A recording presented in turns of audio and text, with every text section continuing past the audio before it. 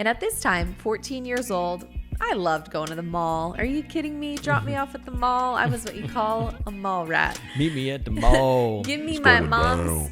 Isn't that interesting? Yeah, what's even crazier is that The Butterfly Effect was a terrible movie starring Ashton Kutcher with a 34% on Rotten Tomatoes. Ooh, ouch. Got him! I liked that movie. Got him! Maybe even to ask God, show me where you've been at work in my life where I might not have noticed it. Yep. What else? Time for love again. My time for love is here. Welcome back to Quality Time with Gabe and Grace. I'm Gabe. And I'm Grace, and this is episode 16. 16 episodes under our belt. Wow. Which brings us to a much needed announcement here, right? Yes, it does. It does. Why don't you go ahead and rip the Band-Aid? Rip the Band-Aid. So as you know, we are moving. We have a lot on our plate. Yeah. As we are recording this right now, the pod's outside, half empty. Yeah, It needs we need to get be to work. full. Yep. And your boy needs to be the one doing that. And I cannot be, editing the podcast and doing all the things that I do. So we are going to take a small break. Little break. A little reprieve. Yep.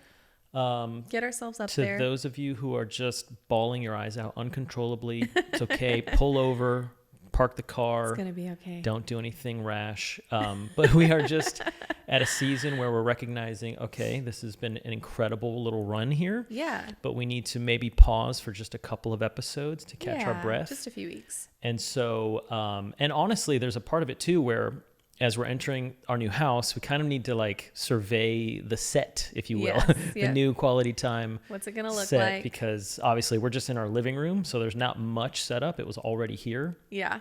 but we're going to a new house, new setup, new environment, new lighting, new this, new that. So we just want to make sure that we're not, phoning it in, doing anything rushed, Yeah. giving any bonk efforts here when it could be our best. And For so, sure. so that's a small little aside, little timeout, if you will. Yep.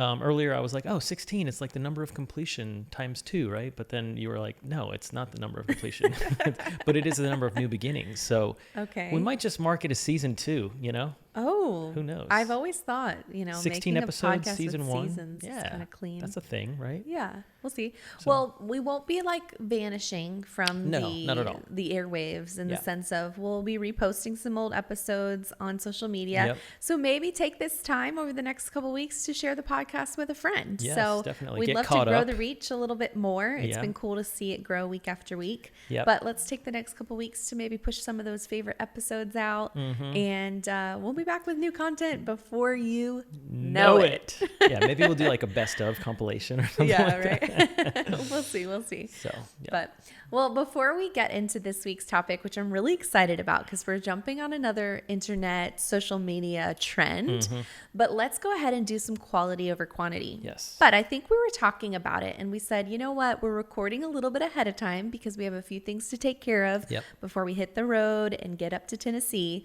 So we said, let's look into the future, about a week into the future, Yes. and talk about what our quality over quantity will be on our little staycation vacation Yep. week in Florida. It's like our last little beach hoorah. Yes. It's our anniversary week. Yep. And so let's chat about quality over quantity looking ahead.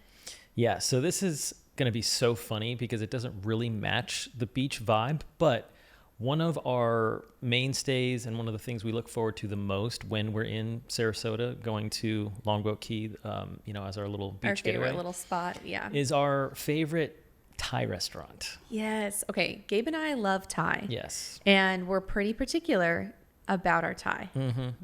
And we have been doing this Thai place since we were lads Teenagers. and lasses. Yeah, we were literally teens going. Yep. You showed me because it was more in your neck of the woods. Yep. And so it's this amazing, authentic little Thai spot called Bangkok. Yep. In If you know, you Sarasota. know. If you know, you know. There's probably a zillion Thai restaurants called Bangkok, but Yeah. this is the one. This is the one. So you walk in and the decor is super Thai-esque, you know what I mean? Where there's just really interesting architecture inside. Yeah. They've got And- the pillows and Yeah, the booths. So yes, you're exactly. cozy. Yeah. And the the staff is all wearing traditional garb. Yep. And everyone's so extremely kind and the service is top notch. Oh, yeah. But the food is just incredible and it's so consistent. Like I always get the same like chicken garlic saute, you know, with veggies. And then, oh my gosh, the way they do their jasmine rice. Oh, there's the rice lady that comes There's a around. rice lady. She brings it out in like a little, almost like genie in a bottle style, you know, Yeah. container. And just with a big like spatula scoop, just like pours it onto your plate. And So fresh. It's so good. It's so aromatic. yeah. Like, you know, when you're at like an Italian restaurant or really any restaurant where they're like cracking pepper or Yeah. like shaving Parmesan and It's they're the like, equivalent. they're like, just say when. And in my mind, I'm always like, I never say when. I never say when it comes to the When it rice. comes The to white rice is jasmine rice. just, oh my gosh. I could just put my face in it and get a facial. It's so fresh and delicious. So good. So steamy. So anyways, we have been to 1,000,001 Thai spots, you know, since then. Nothing compares. Nothing compares. And we've been going to this place since we were teens. Yep. So we've even tested the reality or the potential reality that it was just something for our teenage palates. Right. But now that we're more cultured, you know, Nope. you go back and you're like, it's kind of whack actually. I Still thought stands. it still slaps on, Yep. on 100. Anytime we're in town and we can get over there, it's a win. Yeah, it's like not close to the beach at all. No. And we'll We've go actually ordered it like to the condo, beach yeah. when we've been at the beach before. yeah, and it was like just as good. Yes, it was. So yeah, shout out Bangkok. You actually have like a loose connection with the owners, right? Like where you worked with the daughter I of think the. I worked with the daughter. Yeah. Yeah, something like that. But it's like our claim to fame. We're like, we kind of know We're them, kinda so we're related. kind of VIP. It's kind of a family restaurant. yeah. Yeah. So, But yeah, super good. So I'm looking forward to obviously the beach and the sand and the water and the sunset course. swims and all the good stuff. But dude, Bangkok, like, yeah, we have to we sneak gotta fit it away in. for Yeah. a little Thai and the fresh rolls. oh my period. gosh, yeah. Yes. Okay, so my quality over quantity is also looking into next week. And I'm just going to say it's simply a meal by the water. We have, of course, our favorite little spot we like to go Yes. to on Longboat for a dinner oceanside Yes. or Gulf side. yeah. But oh man, there's just nothing better than like sunset while you're eating a fresh catch of the day Yeah. with amazing sides and a little drink. Yeah, It's and just this place also it has so it's you know Gulf side. They have this like beautiful roof awning thing or whatever, and so pulls you're there back. and it pulls back. yeah. So you go it's for like dinner, a convertible. and it's like as the sun goes down, They that retract the roof. rooftop just pulls back, and it's like, oh yeah, on. this is everything. So Yeah. I'm looking forward to that moment. Yeah. That's my quality over quantity. The moment the roof pulls back for dinner on the water. Yes. Yeah, that's it right there. So Doesn't maybe get better pics to than that. come. We'll see. We'll Yeah. see. Yeah, If we we're not should. burnt. Yeah. Oh yeah, that's maybe my close second. It's just that's like straddling that line between that fresh tan and then that borderline crisp. like need some aloe, you know what I mean? Yeah, a little crisp. Yeah. We It's both. always I think we magical. both need a little sun. Oh yeah. Yeah. If you're watching on YouTube, you're like, oh yeah, this is definitely ahead of time because they look as white as they did Yeah, the they last don't time. look like they've been on the beach. Yeah. So yeah, we're looking forward. We're about a week out, so it's gonna be fun. It's gonna be Yes. refreshing, and it's gonna be the perfect way to go out as far as our stint in Florida. Yes, it's for gonna be sure. the perfect farewell. So going out with a bang. Alrighty. Well, let's jump into this week's topic. So, a couple weeks back, we did an internet trend, and I thought that was really fun because it's something people are thinking about. It's top of mind. You're Yeah. scrolling and you're seeing this all the time. So, why not bring it into our conversation, a little Sure. quality time around one of these hot topics? Yes. So, we're going to jump into the trend of the butterfly effect. So, the butterfly effect, if you've been on social media, TikTok or Instagram, you're scrolling through these stories and reels and you're seeing people say, the butterfly effect is crazy because ... Yeah. So like I have a couple examples I screenshotted. So this one says, butterfly effect is crazy because what if my flight back to the UK hadn't been canceled and I hadn't gone to dinner with my best friend and then met my husband? Oh snap. Pretty cool. This one says, the butterfly effect is so crazy. If I hadn't randomly driven 2 hours away from home that night with a friend, I never would have been in your radius on Bumble. So it's like a picture of their wedding day. So Oh wow.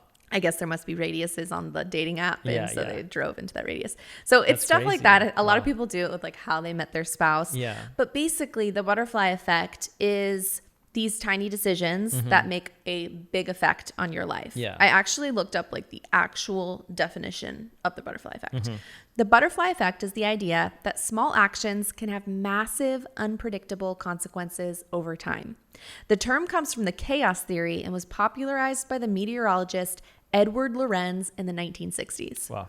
He suggested that something as small as a butterfly flapping its wings in Brazil could set off a tornado in Texas, illustrating how tiny variations in input can lead to dramatically different outcomes. Isn't that interesting? Yeah, what's even crazier is that The Butterfly Effect was a terrible movie starring Ashton Kutcher with a 34% on Rotten Tomatoes. Ooh, ouch. Got him! I liked that movie Got him! in my teenage years, but I do remember it being like slightly disturbing in a few ways. Yeah. But it was my introduction to the butterfly effect as far as like That is I'd funny. never I heard think of it that's before probably, like, if you're a millennial, that's probably most of our introduction. that. Comment on this video if your introduction to the butterfly effect was Ashton Kutcher.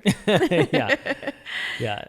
After that movie came out, I was like, am I on Punk'd right now? Is this real? Ashton, where are you, buddy? It was really bad. Oh man, yeah, it's been a while. I'm so curious what year that movie came out. It Do you was know? 2004. So it was a year 2004. before I graduated high school. Wow, that was my freshman year of Yeah, high school. yeah. So yeah, that was an era. The butterfly effect. Yeah. Now here's something interesting. So you're throwing me facts about the movie. Let me throw you a fact about the actual theory of the butterfly effect. Okay. So, it said that the meteorologist said, a butterfly flapping their wings in Brazil, Yeah. yada, yada, yada. Well, he actually initially said it was a seagull, like that a seagull flapping its wings could affect a my storm. God. But he was told make it a little more poetic, and he changed it to the butterfly. So the butterfly effect would have been the seagull effect. And that Wow. doesn't quite hit the How same meta way. is that? Like, if he had not renamed it to the Butterfly Effect, The it movie would probably have been the yeah, Seagull the, Effect. the movie would have been the Seagull Effect. Set on like an oceanside This is the Butterfly community. Effect in effect as we speak. So true. Mind blown. Yeah. Yeah. So Wow. just fun facts as I was looking up a little bit about the Gosh, butterfly the effect. Seagull Effect just Isn't that does not hilarious? sound No. attractive. It Yeah. doesn't. So, okay, talking about the butterfly effect, I had come across this particular post. Actually, a friend sent it to me and she was like, this trend, but make it about God. And so she sent me this post and it said, the butterfly effect isn't just chaos theory.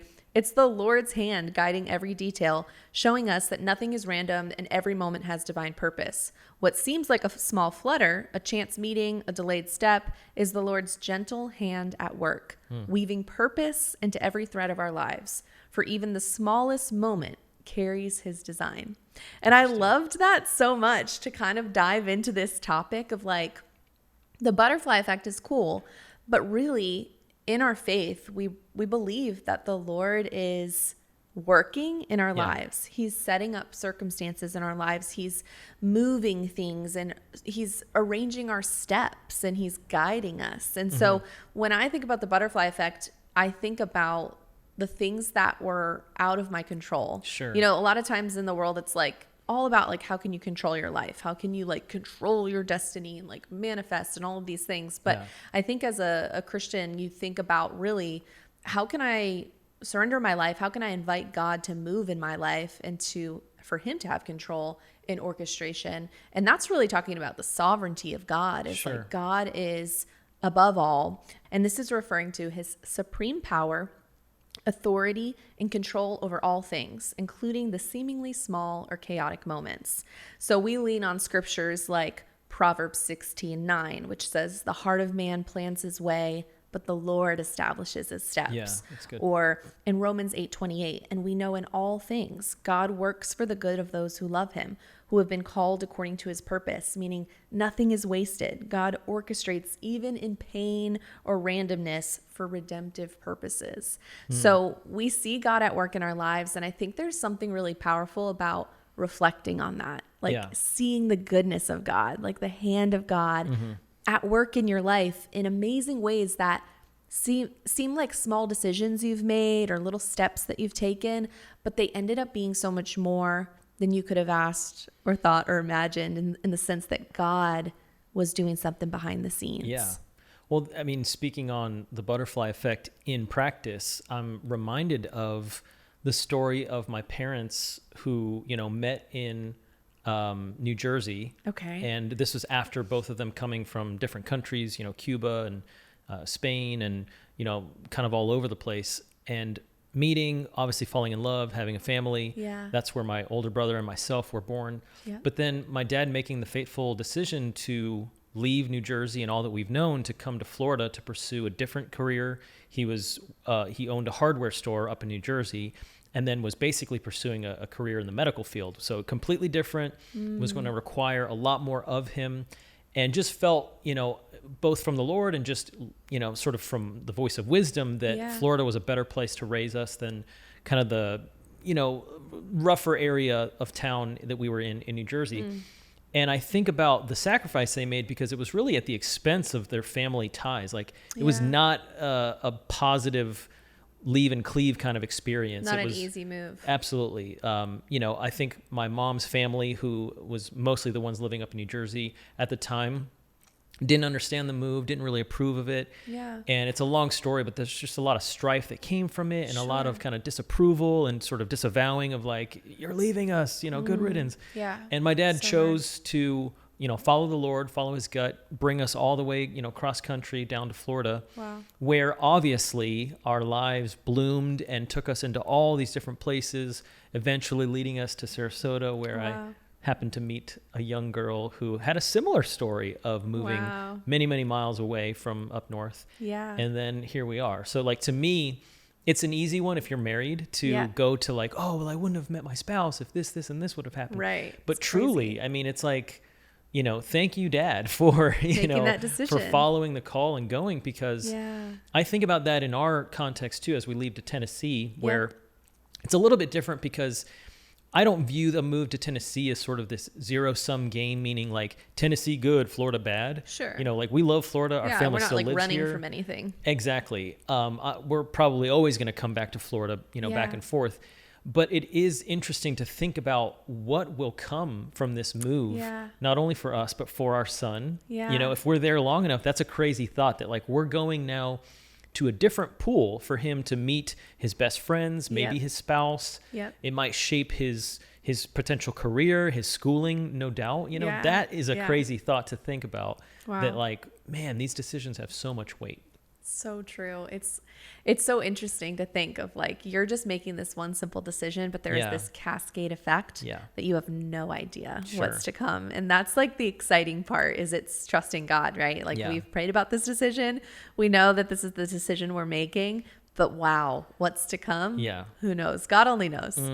So I love that. And I was thinking too, when we talked about like jumping into this topic, how like our family of origin really does have an effect on us. Yeah. And like you said, our parents' decisions, seemingly small decisions or maybe seemingly significant decisions, really echoed forth to bring about, the destiny of our own lives. And so I think back all the way back to my mom and dad's story. My mom went to an aerobics class in the early 80s. Yeah. She went to an aerobics class. She was not a Christian at the time. She wasn't following any type of faith. And she went to this class and she got invited to go to church with the woman who was teaching the class. Interesting. So this lady, Cindy, was teaching this aerobics class. Her and my mom start chatting and she invites her to come to church with her. So she goes to church and she meets this other friend, Kathy, who then invites her to this party and then to another church service. Well, that's where my dad was. So my mom and dad met in church. And again, had my mom not taken the aerobics class, that little cascade wouldn't have led her to going to the other church and meeting my dad. Wow. Now with that, my dad, he went off to the military right out of high school. And then when he moved home around 22, he had become a Christian just before he had gone into the Marines. And so he came home and he was really feeling a call of God in his life to go into ministry. So he ended up going to a seminary, and in that school, in that Bible college, he met these two brothers. And these two brothers were from Canada. And these two brothers eventually moved to Florida and started a church in Sarasota, Florida. So many years later, my parents are talking about moving to Florida. They end up on Sarasota, and they go, well, where are we going to go to church? And my dad says, well, you know what? I went to Bible college with these two brothers who have a church in Sarasota. Yeah. So we'll go there. And he calls them and we go to that church. And that's the church that we met in. Yeah. So again, it's like so many little decisions and you Wow. go all the way back, decades back, right? Yeah. And it's like, had my dad not gone to that Bible college, had he not made connection with those two brothers, we would have never been at that church. It's unlikely that we would have been at that Sure. church. And that's so unlikely that we would have met. That's even crazier to think about the sort of exponential aspect of the effect here, because Yeah. we're just talking about our sort of binary experience of like your dad moves, brings you to a church. My dad moves us, brings us to a church. Yeah. But then the aforementioned brothers, if they don't follow the call Right. and move and start the church years prior, where it's then built up Wow. enough that we could actually have a church to come into, Right. and a community that's welcoming and already established. It's crazy. These relationships probably don't flourish. Yeah. I mean, your brother is really shout out to Joe, is really the and he's been asking me, he's like, when am I going to get a shout out on the pod? Oh, dang, You there just it got is. it. He's the first guy I met who was like Wow. part of the welcome committee That's that showed up at our right. apartment because we just moved. And he was like, hi, I'm sent from the church. I'm here to help move you. Right. And so he became one of my best friends and my first Wow. friend in town, which then led me to realize that he had a little sister. It took a couple years. Yeah, it took a couple of years, but yeah. So we could just go for Wow. hours on all the random connections that don't seem random now in hindsight. Right. Again, small decisions leading to really big effects. Yeah.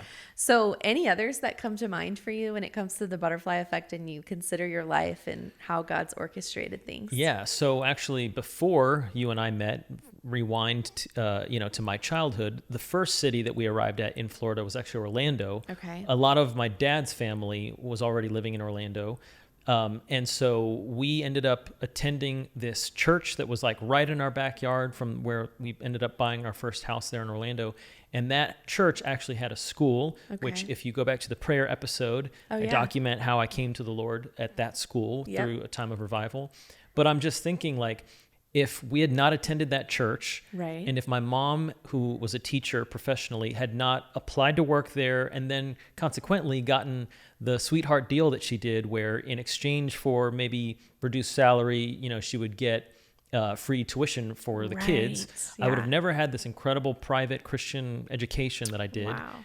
And who knows if I would have met the Lord the way I did. I mean, granted, my parents were serving, but you know how it is. Like, you can get put into public school, and not that public school is evil per se, but Right. like it's just a steeper uphill battle. Would have been a different maybe experience for you. to come to the same, or to maintain some of those same morals and values, because then Sure. sometimes you're getting taught and brought up by someone else other than your parents, Sure. And so I just think about that experience and how that shaped me, and really I think formed a lot of the the man that I am today, because Yeah. aside from even the salvation decision, we joking all the time about how we still will fold our fingers as just in waiting, and it's a microcosm of a bigger sort of behavioral Sure. gant out from what we learned in those days of being in a really tight and structured, and not in a bad way, but like a highly disciplined environment of schooling, Yeah. where It's very formative. yeah, it's very formative. I feel very grateful that that's what I came up under, because Yeah. it made me the decent citizen that I am, versus what I could have been, where, I mean, thinking back to my parents' stories about me, they were like, you were so energetic. You were, Yes.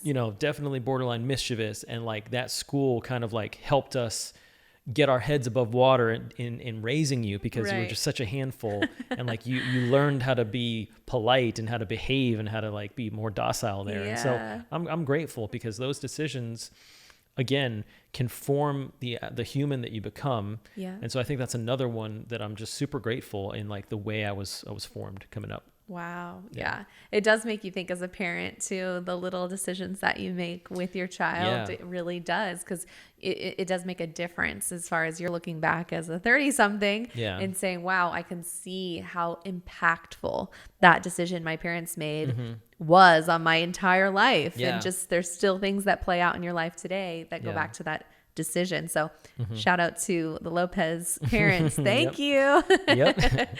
So about I you? have another one in mind that I think is kind of like a story for both of us to tell, in the sense.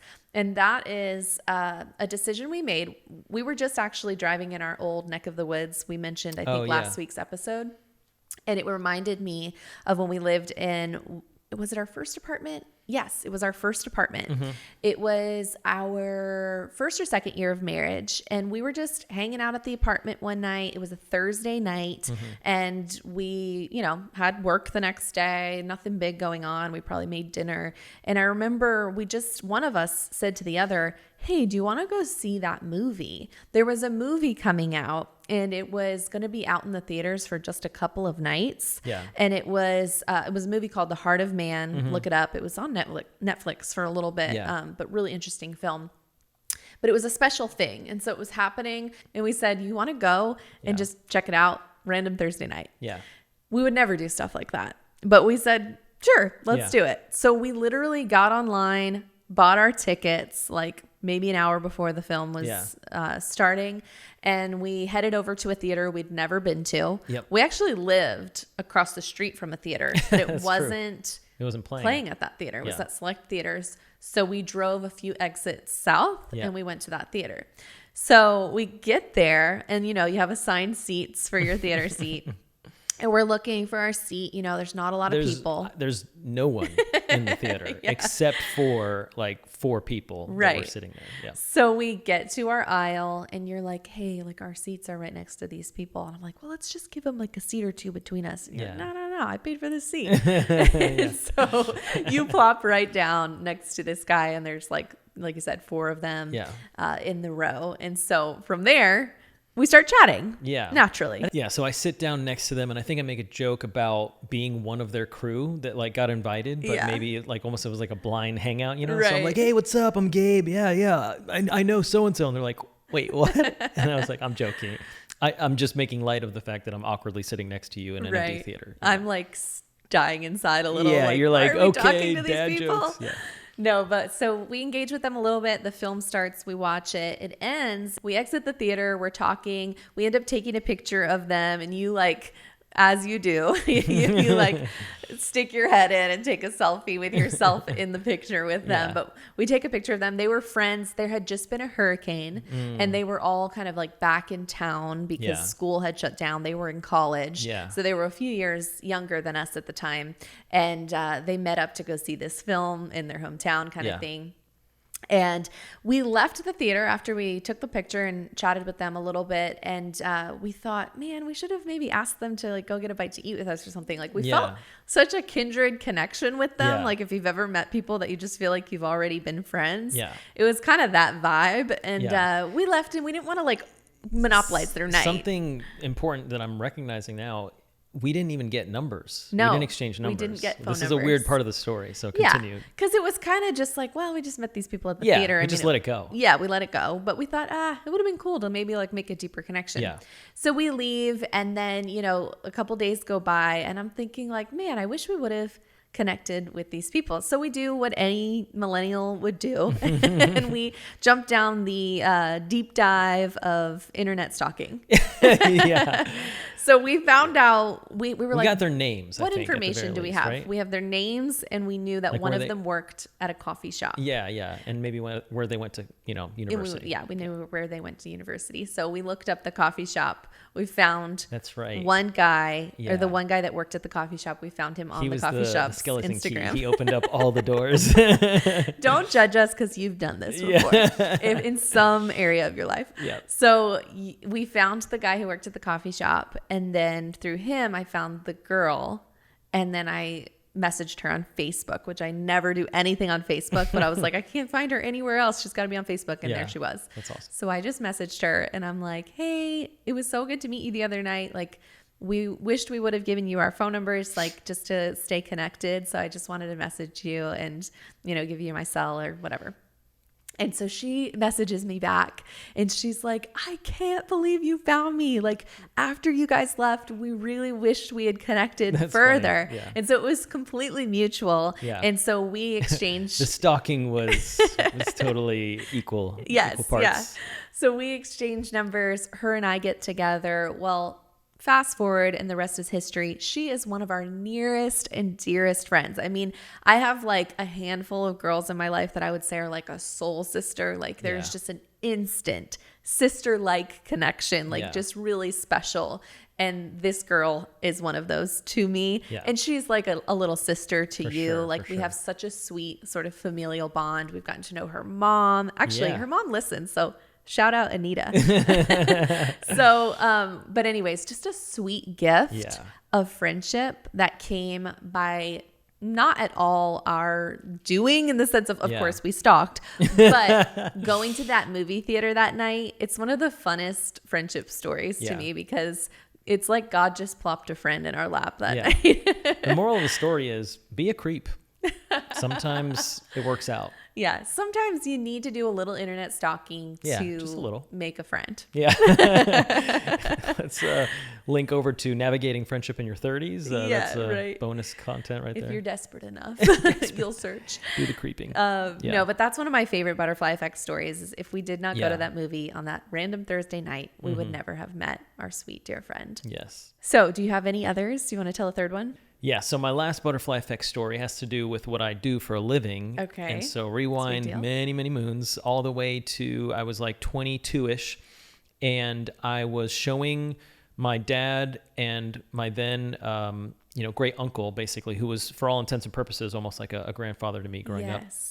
I was showing them almost like it was like a Shark Tank pitch of a laptop that I wanted to buy, because I wanted to get into graphic design and just entrepreneurial things. I wanted to, we had a computer at home that I'd used, and I had like an old copy of Photoshop and some other things. But by this time I was out of the house. So I was actually kind of visiting and sharing the fact that, like, man, this is what I'm trying to save up for, because I have these visions of like going into business by myself. And so I'm talking to them just casually, like no ulterior motive. That's not the family I grew up in. Like I could hint all I want, and my dad would be like, that's cool, go work for it. You know what I mean? Like, and which I'm grateful for. For sure. So I'm telling both of them, because we're just like at the table, and I'm talking about my dreams and what I want to do. And, at this point, I think my dad had accepted the fact that I probably wasn't going to take the traditional college route. So he's probably like tearing up inside, like, this guy. But anyway, so I'm telling them and I'm showing them on the website. I'm like, I'm close. Like I have half of it saved up. And I think the laptop was maybe $1,000, and I had saved $500 from doing, like, I was cutting lawns and just random stuff, Yep. So, I think I left the room, and they must have like talked amongst themselves. And I come back in the room, and my great uncle was like, hey, I want to tell you something. And I can't remember if he just had cash or a check or if it was just verbal, but basically he was like, I got you for the other half. Wow. And that at that point in my life, like I said, I mean, I had to work for all the things that I got. Like I grew up in a family that really taught me the value of that, and never like giving handouts and stuff. For sure. So if and when in a very blue moon, I would receive something as big as that, I mean, it like shook me. I started crying, which I was like, I can't even believe what's happening to me. It was like one of these, sweepstakes TV shows where like you win a home and you're like, oh my God. That's amazing. So he's like, yeah, I'll match you. I'll give you the rest of it, and let's get you that laptop. And I just was, so blown away by his generosity and the thoughtfulness. And even the fact that he had kind of talked with my dad, and my dad approved, because my dad could have also like vetoed that and been like, no, he needs to learn the hard way. But they were both kind of in it together.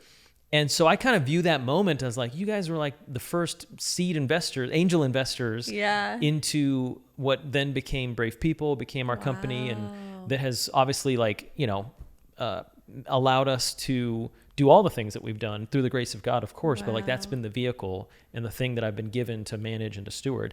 So that laptop really like, became my source of income. So that was really a huge deposit into my future. Wow. And had they not done that, you never know. Maybe it would have taken me a little bit longer to save up the rest. Sure. Maybe in that time frame, I would have gotten impatient and switched Sidetracked. gears, Yeah. sidetracked, distracted, and never taken this route into entrepreneurship. Maybe I Wow. would have just taken some random job because I had to pay the bills, Wow. and it wasn't just, any old laptop. I mean, it was like at the time, it was a really nice MacBook Pro. Yeah, I mean, that was a big deal back then, too, to Big get a deal. nice MacBook. Even to spend that kind of money Oh, yeah. on a machine. I think that's probably why at first they're like, a PC is like $400. Go get a Dell, bro. You know what I mean? Yes. It was a different time. Yeah, but I obviously was looking at some of the design tools that I wanted to use, Yeah. and I, for whatever reason, I just felt like I was an Apple boy, even Yeah. back then. So the fact that they trusted me and they invested in me, I mean, I always look back and we might even still have that laptop somewhere. Wow. It's like a paperweight now in a closet, but Right. yeah, that's just a sacred thing that I want to mount it in a glass case and be like, this is the Yes. origin of it all, It's cool that you can tie it back to that. Because Yeah. sometimes, again, when you don't really reflect on things like the butterfly effect, the decision, Yep. you don't think about how you got to where you are. And I think it's Sure. really powerful to pause and be able to go back to, it was the generosity of Absolutely. your uncle that cascaded into Yeah. your courage to start a business. Sure. That's so neat to be able to tie that together. And this is a small aside, but it's also a good reminder that there really isn't any true self-made overnight story, right? Right. Like we are so obsessed in our culture over self-made Yeah. millionaires and billionaires. And sure. it's Who a is really fallacy. self-made? It's a Yeah. fallacy. I mean, yeah, props to you if you didn't go to school and you didn't get a big investment from a, VC firm or from your father or this or that or whatever. You didn't have a trust fund. That's great. But every single decision, Yeah.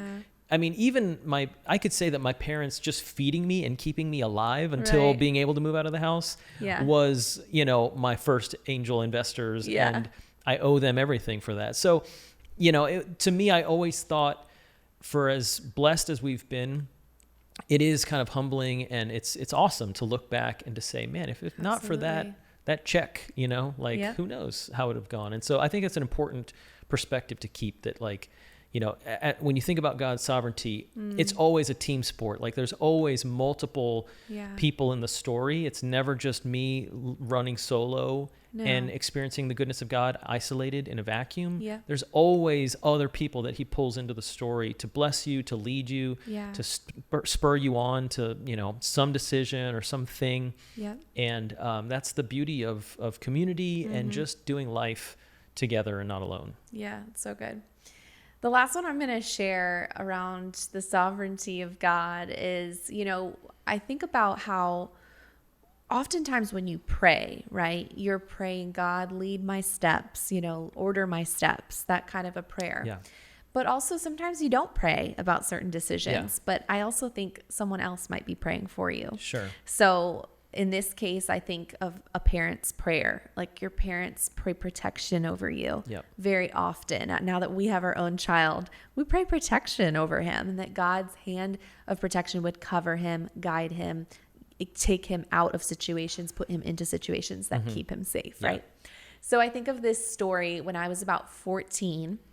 And we shouted out my older brother earlier in the episode. So shout out again to Joe, age 16 at the time. I can remember exactly buck. what he was wearing. He was wearing this bright colored jersey. He'll know what team it was. I don't, but it had some interesting name on it. And it was really bright colored, but I remember he loved that jersey. Yeah. And I was just hanging out in my sister's room. And at this time, 14 years old, I loved going to the mall. Are you kidding me? Drop me off at the mall. I was what you call a mall rat. Meet me at the mall. Give me It's my going mom's down. net. What was it called? What were those cell phones? The beep beep. The Nokia or the Not Nokia. oh the Nextel. Yeah. Give me my mom's Nextel beep beep Oh my phone so gosh. she can walkie-talkie me while I'm at the mall. Oh, that's right. Get me some friends to meet up with, and I'm calling Hoop it a earrings. weekend. Give me Yep. some hoop earrings. Give me a little Limited 2, a little Oh yeah, a little PacSun. JoJo on the radio. Give me a little Sbarro slice. Oh, yuck. Come on, drop me off at the mall. Are you kidding me? A little Ruby Tuesday salad bar. Oh my god. Okay. This Anyways, is getting worse and worse. so a classic 14-year-old mall rat. Yeah. My brother comes and says he's newly licensed to drive. He's got this little old car my parents got him. Yeah. And he's like, hey, I'm going to the mall. Do you want to come with me? And I don't know why, but I didn't want to go. I can remember the moment because I saw the significance in this moment of my life, even at that age. But I remember just thinking, you know what? I really don't want to go to the mall. Yeah. And I said, no, thanks. And it's a miracle that he even asked and invited me. Yeah. But I said, no, thanks. I stayed home. Well, my brother left. He drove to the mall, and it was the middle of the day, 3 p.m. kind of thing. Well, he's taking a left to go down to the mall, and he's at a major intersection, and a drunk driver runs man. the red light, smashes into the passenger side of his car, T-bone, completely wrecks the car. Yeah. I remember as a family, we drove to the scene of the accident. Thankfully, my brother was okay. Some minor injuries because he was on the driver's side of the car. Yeah. Had I gone to the mall with my brother, who knows? Yeah. Honestly, Wow. who knows what kind of injuries, what my life would have looked like if I would have survived Yeah. being in the side of the car that got T-boned as a small 14-year-old girl. Yeah. So I look at that Wow. with the butterfly effect, with the sovereignty of God of like, Yeah. you know, was I like praying about whether or not I should go to the mall? Sure, yeah. No, but I think that that's like where the prayers of my parents like covered me in the sense of like, for whatever reason, it's not really logical. I Yeah. decided not to go with him. Wow. And I was, spared from an accident that day. So that's a really interesting one because I think that the way that we're spared from certain things in life, we don't always really recognize Yeah, that. But I absolutely. think there are tiny micro decisions that we make that maybe keep us out of a traffic accident Yeah. or some other thing that's happening that would definitely be detrimental to us. And so I see God at work in that 100% because he is our protection. And again, whether it's our own prayers or the prayers of someone else, I see his hand in that. Yeah. Shout out to seagulls, Seagull effect, man. I mean, come on.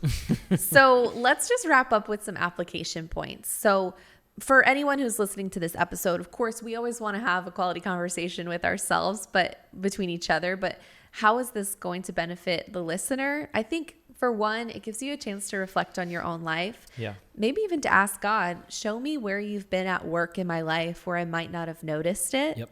What else? Anything come Well, to and mind? it's an opportunity for gratitude in that regard, right? Yeah, Because definitely. again, you could look at a check written by an uncle, 15 plus years Right. ago as just a thing that happened, and not actually tie it to a machine that ended up earning me income and building a company and forming a life. You could look at a decision that your dad made to move you guys from Rhode Island to Florida and just think, he was just chasing warmer weather, and not, pay the gratitude of like, hey, thanks for your obedience to move down that has now unlocked this life for us. Yep.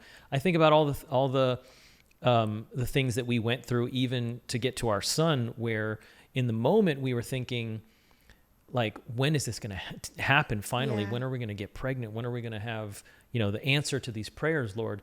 And then I was just thinking about it as we were prepping for this episode. And I'm like, if it was anybody else but him, like, what would life be like? Because now we were spoiled. Like we've encountered him, we've experienced him, and he's the only version I could ever imagine. Right. And so I think it's an opportunity for gratitude. I also think it's an opportunity to really, again, if you are someone of faith, to pray about every single little thing. Yeah. And so we're accustomed to praying about, the large decisions like, should I move out of state? Should I take this job? Yeah. Help me meet my spouse, or Lord, help us to have children, or whatever the case is. But this is a reminder that you could invite God into the most mundane decisions, like what to eat, where to go, Right.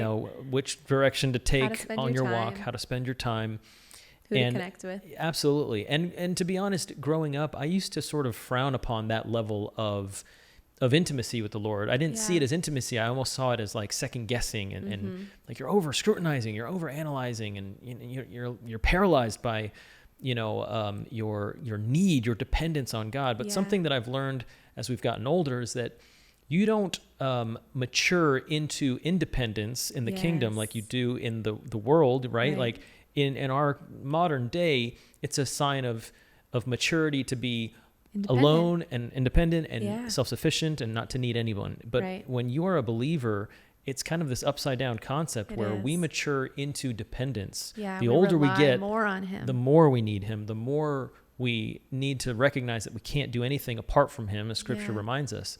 And so I think this opportunity of, capitalizing obviously on a trending internet thing right now is also a great opportunity to remind ourselves that God cares, that he is involved and intimately aware of every single decision in our life and knows the butterfly effects, so to speak, that are going to lead us to all the places that he has for us.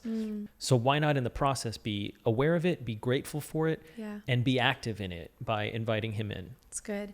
I think of this quote I've heard, if it's not good, then it's not done. Yeah. And I think about that Romans 8:28, and we know that in all things, God works for the good of those who love him, who have been called according to his purpose, meaning nothing is wasted. So it's easy when we talk about topics like this to feel like, man, these people of faith just like glaze over the crisis and the tragedy of life and just say like, God's good. But I think what we're really honing in on is, yes, tragedy does happen. And yes, we have free will. Like, this is not a simulation. And so things will happen. Things will go bad. Things will be hard. We will suffer. But if it's not good, then God's not done. He will work all things for the good of those who love him and who are called according to his purpose. You will see goodness on some other side. And so I hope it's encouraging for those who are thinking about life and reflecting on all of these seemingly small decisions that have cascaded into large outcomes, and think, if you are still in a place of like, I don't quite see God's hand in this, how could a good God be involved in such a terrible circumstance in my life? Then I would just say, I hope that hope arises and that you will wait and search for the goodness of God that may come through the difficulty, and that you'd see him at work in your life. Yeah, that's so good. Well, thank you guys for joining us for another, and dare I say, season finale episode of Quality Time with Gabe and Grace. I'm Gabe. And I'm Grace, and we'll see you soon. Very soon. Hang on. Don't go. Don't you go. Don't leave us. Don't go anywhere. No, seriously. We'll be back. We'll be back. All right. Bye. Love you guys. Time to love again. My time for love is here. Bye.